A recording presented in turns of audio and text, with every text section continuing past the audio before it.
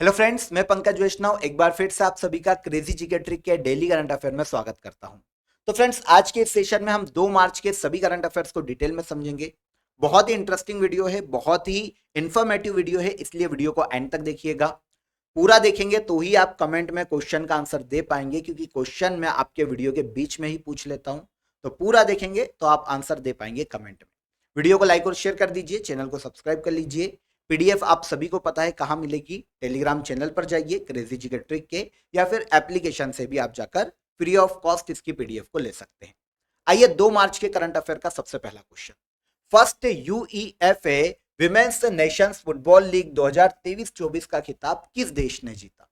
आपको यहां पर नाम से समझ में आएगा कि ये फर्स्ट एडिशन यूरोप में आयोजित की जाने वाली फुटबॉल लीग है। फ्रेंड्स, यूरोप में ही आयोजित की जाती है। तो इस बार आयोजित किया गया है, पहला जो एडिशन है वो स्पेन में, और फाइनल भी स्पेन और फ्रांस के मध्य में खेला गया था, जिसमें विनर रही है स्पेन की महिला फुटबॉल टीम, विनर रही, और रनर अप फ्रांस की महिला फुटबॉल टीम रही। क्वेश्चन हमारा है, first UEFA women's Nations football league 2023-24 का खिताब किसने जीता? तो ये स्पेन की महिला फुटबॉल टीम ने अपने नाम किया। ओके, स्पेन ने फाइनल में फ्रांस को 2-0 से हराया। 2 गोल में से 1 गोल तो किया है एटाना बोनमाटी ने, स्पेन की महिला फुटबॉल खिलाड़ी है, इंपॉर्टेंट है, याद रखिएगा। दूसरा गोल किया मेरियोना केलडेटी ने। यहां पर एटाना बोनमाटी स्पेशल है, उनकी हम आगे बात करेंगे, ठीक है ना। अब यहां पर यूईएफए की बात करें, जो कि इस एडिशन का या इस लीग का नाम है, तो देखिए इसकी ऑर्गेनाइजर है union of European football association, इसे ही शॉर्ट में कहा जाता है यूईएफए। ओके, अब यहां पर देखिए जून 2023 में इसी लीग का जो पुरुष नेशंस लीग हुई थी, इसी फुटबॉल प्रतियोगिता की जो पुरुषों की प्रतियोगिता हुई थी, उसके फाइनल में स्पेन ने क्रोएशिया की टीम को हराकर यह खिताब अपने नाम किया था। तो लास्ट ईयर स्पेन की पुरुष फुटबॉल टीम जीती, और अब जब विमेंस लीग का आयोजन किया गया तो इसमें भी स्पेन की ही महिला फुटबॉल टीम ने इस खिताब को पहली बार अपने नाम किया। एटाना बोनमाटी की मैंने आपको बात की थी, इनके बारे में जान लेते हैं। फुटबॉल की बहुत ही बेहतरीन खिलाड़ी है, स्पेन से बिलोंग करती है। फुटबॉल के लिए ही 2023 में फीफा के द्वारा इन्हें FIFA women's football player of the year का अवार्ड दिया गया था, और 2023 के लिए बैलन डी और पुरस्कार भी एटाना बोनमाटी को दिया गया महिलाओं। Okay, clear. सेकंड क्वेश्चन, हर साल मार्च महीने में किस राज्य में चापचूर कूट त्योहार मनाया जाता है? तो चापचूर कूट त्योहार मिजोरम राज्य में सेलिब्रेट किया जाता है, जो कि पूर्वोत्तर भारतीय राज्य है। इस त्योहार की बात करें तो जूम की खेती जब खत्म हो जाती है, पूरी फसल मिल जाती है, कट जाती है, तब इसे सेलिब्रेट किया जाता है मिजोरम की मिजो जनजाति के द्वारा। जूम की खेती की बात करें तो पूर्वोत्तर की जो जनजातियां होती है फ्रेंड्स, अधिकतर वो क्या करती है, जंगलों को जला देती है, फिर जो तने बचते हैं उनको काट देती है, और फिर जो नीचे जमीन मिलती है उस पर खेती शुरू करती है। एक क्वेश्चन आता है अधिकतर एग्जाम में कि पूर्वोत्तर भारत के जंगल वीरान होते जा रहे हैं, क्या कारण है? तो जूम की खेती, क्योंकि वो जंगल को जला देते।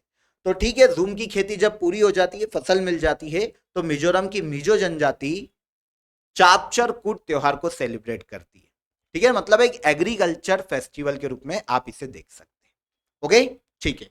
मिजोरम के अदर फेस्टिवल की बात करें तो पावल कूट, मिम कूट और एंथुरियम महोत्सव, ये भी मिजोरम राज्य में ही सेलिब्रेट किए जाते हैं।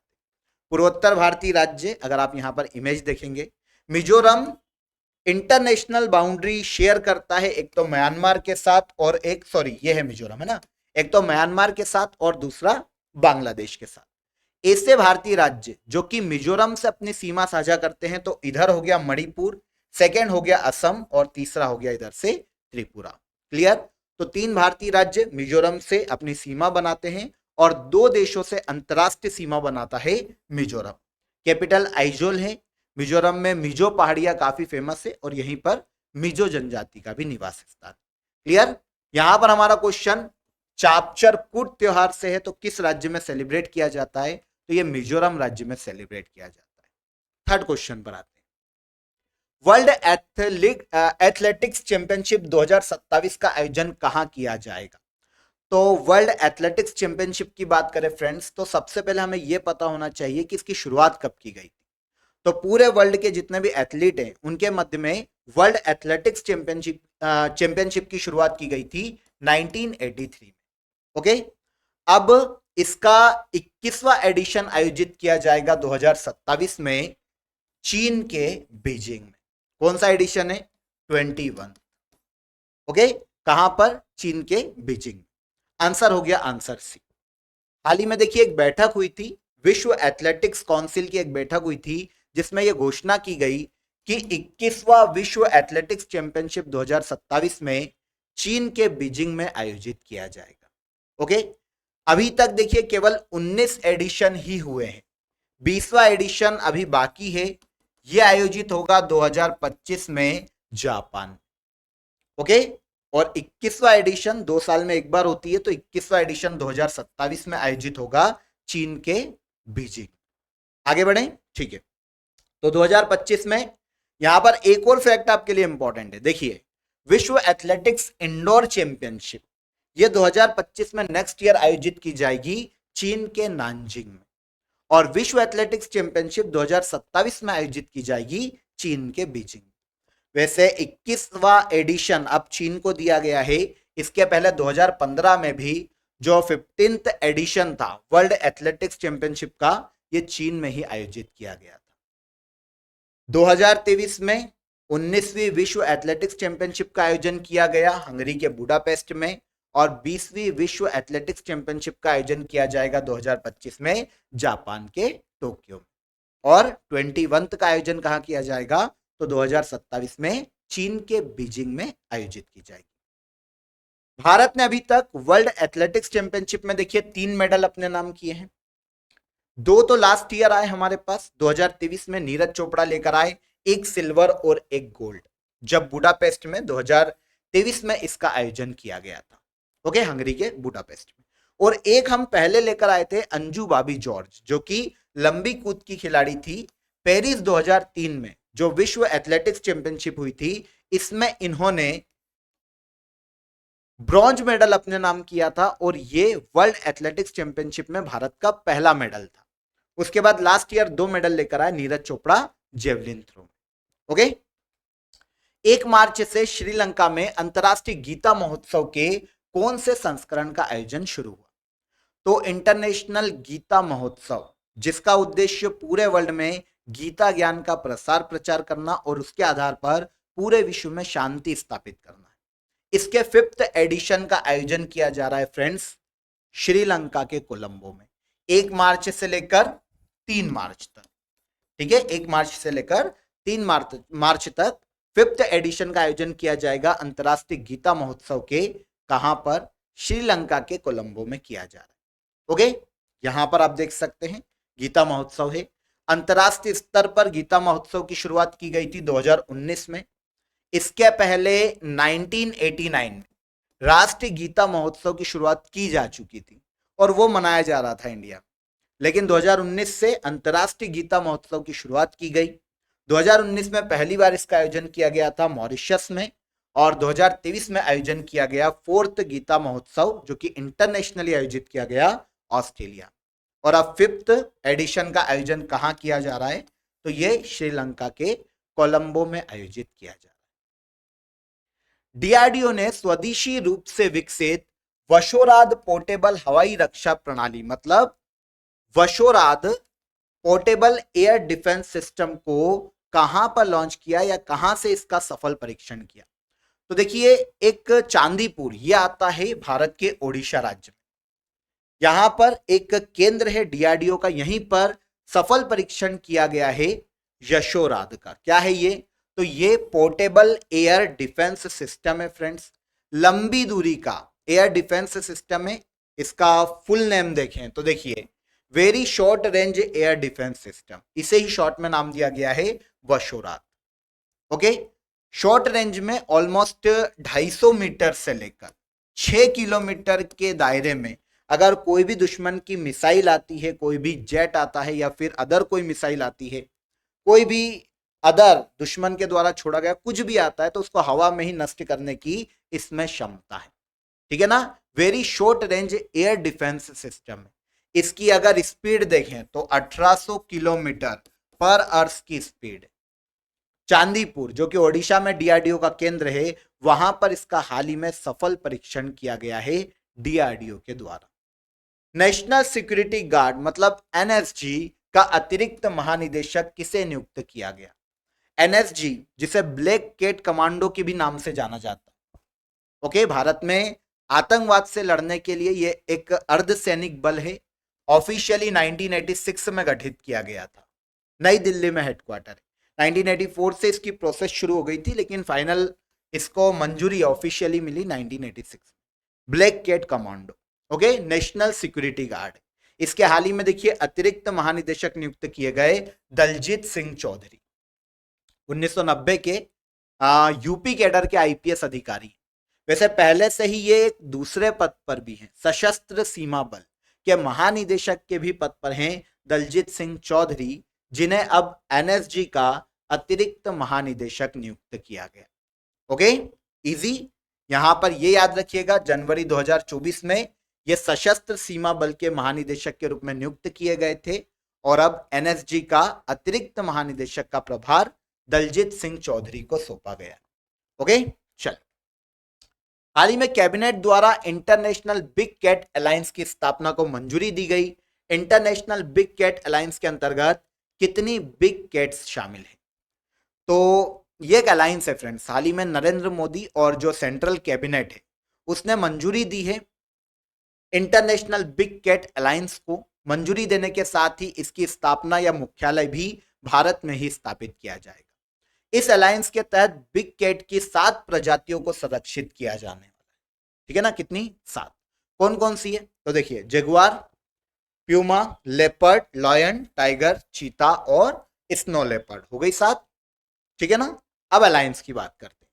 देखिए, सेंट्रल कैबिनेट ने 5 साल के लिए मतलब 2023-24 से लेकर 2027-28 तक बिग कैट अलायंस के लिए 150 करोड़ रुपए के बजट को भी मंजूरी दी। मतलब 5 साल में इन 7 प्रजातियों के संरक्षण के लिए 150 करोड़ रुपए सेंट्रल गवर्नमेंट खर्च करने वाली। लास्ट ईयर 9 अप्रैल 2023 को जब भारत में प्रोजेक्ट टाइगर के 50 साल पूरे हुए थे, तब इंटरनेशनल बिग कैट अलायंस की घोषणा की गई थी। बिग कैट की 7 प्रजातियों का संरक्षण किया जाना इंटरनेशनल बिग कैट अलायंस का मुख्य उद्देश्य। कितनी प्रजातियां? 7 प्रजातियां। ओके, याद रहेगा। अगला क्वेश्चन, किस राज्य में खोजी गई हेड शील्ड समुद्री स्लग की नई प्रजाति का नाम राष्ट्रपति द्रौपदी मुर्मू के नाम पर रखा गया? तो देखिए, हाल ही में जो जूलॉजिकल सर्वे ऑफ इंडिया है, ZSI, zoological survey of India, इसने हेड शील्ड समुद्री स्लग की नई प्रजाति को खोजा है ओडिशा के निकट समुद्र में। आंसर बी हो जाए। और इसका नाम द्रौपदी मुर्मू के नाम पर रखा गया। यहां पर पहले तो जूलॉजिकल सर्वे ऑफ इंडिया की बात करें तो भारत में पर्यावरण मंत्रालय के अंतर्गत यह काम करता है। भारत में जैव विविधता को प्रोटेक्ट करना, जैव विविधता से संबंधित संरक्षण करने के प्रयास करना जूलॉजिकल सर्वे ऑफ इंडिया का मुख्य उद्देश्य है। 1916 में इसकी स्थापना की गई थी। ओके, इसने हाल ही में हेड शील्ड मतलब छोटे समुद्री जीव की प्रजाति है, जैसे समुद्री घोड़ा होता है उसी तरह से एक छोटा समुद्री जीव है जिसे समुद्री स्लग कहते हैं फ्रेंड्स। हेड शील्ड इसलिए है क्योंकि वो अपने सिर को शील्ड की तरह यूज करता है रेत में खड्डा करने के लिए। तो इसकी नई प्रजाति खोजी है ओडिशा के समुद्री तट पर। ठीक है ना। भारतीय प्राणी सर्वेक्षण ने ओडिशा और पश्चिम बंगाल के तटों पर समुद्री स्लग की नई प्रजाति को खोजा। द्रौपदी मुर्मू के नाम पर इनका नाम रखा गया है मेलानोक्लामिस द्रौपदी। यह नाम दिया गया है समुद्री स्लग को। ठीक है ना। यहां पर बात करें तो एक अकशेरुकी जीव है। यहां पर समझिएगा, जो समुद्री स्लग है अकशेरुकी जीव है। इसका मतलब क्या होता है? तो ऐसे जीव जिनमें रीढ़ की हड्डी नहीं होती, तो अकशेरुकी जीव। ठीक है ना। यह समुद्री स्लग है जिसकी हाल में खोज की गई और द्रौपदी मुर्मू के नाम पर इसका नाम मेलानोक्लामिस द्रौपदी रखा गया। किस तट पर खोजी गई? तो ओडिशा और पश्चिम बंगाल के निकट समुद्र में। फ्रांस के किस उपन्यास के बंगाली अनुवाद ने रोमेन रोलेड पुस्तक पुरस्कार 2024 जीता है? देखिए, भारत में जो फ्रेंच इंस्टीट्यूट है वो फ्रांस के किसी भी नोवेल का अगर हिंदी या इंग्लिश या बंगाली में अनुवाद हुआ है तो उसको ये अवार्ड दे सकता है। कौन? फ्रेंच इंस्टीट्यूट इंडिया, ठीक है ना। तो हाल ही में इसने एक फ्रांस के नोवेल को यह पुरस्कार दिया जिसका बंगाली में अनुवाद हो चुका है, और इस नोवेल का नाम है स्टालिन काउच। फ्रांस के व्यक्ति स्टालिन के जीवन पर आधारित यह नोवेल है, स्टालिन काउच नाम का। आपके दिमाग में आएगा लिखा किसने, तो इसे लिखा है फ्रांसीसी लेखक जिन डेनियल वॉल्टरसेट ने, और इसका बंगाली अनुवाद किया था पंकज कुमार चटर्जी ने। हाल ही में इस उपन्यास को, जो इसका बंगाली अनुवाद है, उसको 7th रोमन रोलेड पुस्तक पुरस्कार 2024 से सम्मानित किया गया। 2017 में इस अवार्ड की शुरुआत भारत में फ्रेंच इंस्टीट्यूट के द्वारा की गई थी। भारत में जो फ्रेंच इंस्टीट्यूट है उसके द्वारा यह फ्रेंच पुस्तकों के अंग्रेजी या किसी भी भारतीय भाषा में अनुवाद वाली जो पुस्तक है उसे दिया जा सकता है। ओके, आगे आइए, लास्ट क्वेश्चन। कैबिनेट द्वारा पीएम सूर्य घर मुफ्त बिजली योजना के लिए कितने करोड़ के पैकेज को मंजूरी प्रदान की गई? तो आपको पता है हाल ही में 2024 में इस स्कीम की घोषणा सेंट्रल गवर्नमेंट ने की थी, पीएम सूर्य घर मुफ्त बिजली योजना। इसके तहत देश के 1 करोड़ परिवारों को 300 यूनिट तक मुफ्त बिजली दी जाएगी। इसके लिए उनके छतों पर सोलर पैनल लगाने के लिए वित्तीय सहायता सेंट्रल गवर्नमेंट देने वाली। अब इससे होगा क्या? तो रिन्यूएबल एनर्जी या स्पेशली सोलर एनर्जी के क्षेत्र में इंडिया को आत्मनिर्भर बनाया जा सकेगा। हाल ही में सेंट्रल गवर्नमेंट ने इस योजना के तहत 75,021 करोड़ रुपए को मंजूरी प्रदान की। आंसर हो जाएगा आंसर डी, ठीक है ना। उद्देश्य क्या है मैं आपको बता ही चुका हूं। योजना आई थी 15 फरवरी 2024 को। 15 फरवरी को लास्ट मंथ में सेंट्रल गवर्नमेंट ने इस स्कीम की घोषणा की थी, प्रधानमंत्री सूर्य घर मुफ्त बिजली योजना। इसके तहत कितने करोड़ रुपए की राशि के आवंटन को मंजूरी प्रदान की गई? तो 75,021 करोड़ रुपए। याद रहेगा, इंटरेस्टिंग क्वेश्चन है और यह पूछा जा सकता है। यहां पर 2 मार्च के सभी करंट अफेयर्स को हमने डिटेल में समझ लिया। लास्ट डे के सेशन में जो करंट अफेयर हमने पढ़ा था, अब उसे एक बार हम यहां पर रिवाइज कर लेते हैं। देखें, ग्लोबल इंटेलेक्चुअल प्रॉपर्टी इंडेक्स 2024 में भारत की रैंक क्या थी? 42। आंसर हो जाएगा आंसर सी। हाल ही में किस दक्षिण अमेरिकी देश ने डेंगू के बढ़ते प्रकोप के कारण हेल्थ इमरजेंसी की घोषणा की? कौन था? पेरू। फिर निम्नलिखित में से कौन सी यूनिवर्सिटी ने 4th खेलो इंडिया यूनिवर्सिटी गेम्स 2023 में पदक तालिका में पहला स्थान हासिल किया? तो यह है चंडीगढ़ यूनिवर्सिटी। अगला क्वेश्चन, किस मंत्रालय ने स्वयं प्लस प्लेटफॉर्म को लॉन्च किया? तो मिनिस्ट्री ऑफ एजुकेशन। सही है, ठीक है। केंद्रीय पर्यावरण, वन और जलवायु परिवर्तन द्वारा या जलवायु परिवर्तन मंत्रालय द्वारा हाल ही में जारी की गई तेंदुआ रिपोर्ट 2022 के अनुसार सबसे ज्यादा तेंदुए किस राज्य में स्थित है? तो यह है मध्य प्रदेश राज्य। रिजर्व बैंक ऑफ इंडिया द्वारा 26 फेब से लेकर 1 मार्च तक कौन सा सप्ताह मनाया गया? तो यह फाइनेंशियल लिटरेसी वीक के रूप में सेलिब्रेट किया गया। Book basic structure and Republic किसके द्वारा लिखी गई? तो यह गोवा के राज्यपाल हैं PS श्रीधरन पिल्लई। इनकी बुक है बेसिक स्ट्रक्चर एंड रिपब्लिक। किस भारतीय कंपनी द्वारा पशु कल्याण पहल वंतारा की शुरुआत की गई? तो वंतारा शुरू की है रिलायंस इंडस्ट्रीज ने। चर्चा में रहा अगलेगा द्वीप समूह किस महासागर में स्थित है? अगलेगा द्वीप समूह स्थित है फ्रेंड्स हिंद महासागर। ओके, इसके बाद चार्ल्स तिती द्वारा नाइटहुड की उपाधि प्राप्त करने वाले पहले भारतीय नागरिक कौन हैं? तो ये बने हैं सुनील भारती मित्तल। ओके, तो लास्ट सेशन में ये सभी करंट अफेयर्स को हमने डिटेल में समझा था। देखिए, हमने क्वेश्चन लास्ट सेशन में पढ़ा था फ्रेंड्स, अभी हमने बात भी की है। चर्चा में रहा अगलेगा द्वीप समूह किस महासागर में स्थित है? तो हिंद महासागर इसका आंसर था। वहां पर देखिए एक मैप यूज किया गया था, तो वहां पर इंडिया के मैप में थोड़ा सा, क्योंकि हमारा कॉन्सेंट्रेट यहां पर था फ्रेंड्स, तो वो इंडिया का मैप हम देख नहीं पाए, तो उसके लिए आपसे एक्सट्रीमली सॉरी है आप सभी से।